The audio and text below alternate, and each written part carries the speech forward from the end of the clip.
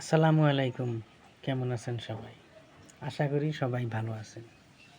তো বন্ধুরা, কথা হইল যেরকম ধরেন নদী বা বড় বড় সাগর, আমাদের এইখানে সাগর নাই, ধরেন নদী। কত বড় ব্রহ্মপুত্র, একটা বিশাল নদী।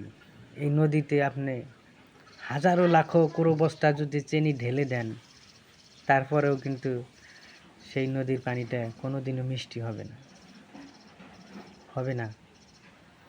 ঠিক সেই রকমই আপনাদের আমাদের যেগুলো স্বার্থপর বন্ধু আছে, স্বার্থপর মানে বান্ধবী আসে, স্বার্থপর মানে শাশুড়ি আছে, রিলেটিভের কিছু মানুষ থাকে, এদেরকে আপনি দিতে দিতে যদি এই বুকের থেকে কলিজাটা ছিঁড়ে দেন, কলিজাটা যদি উনি খাইয়ে ফেলানোর পরে কব, তোর কলিজায় স্বাদ নাই, তোর কলিজায় পাঞ্চা লাগছে, লবণ কমেছে। বুঝছেন ভাই? একদম খাড়াং কথা কইছি, খাড়াং কথা।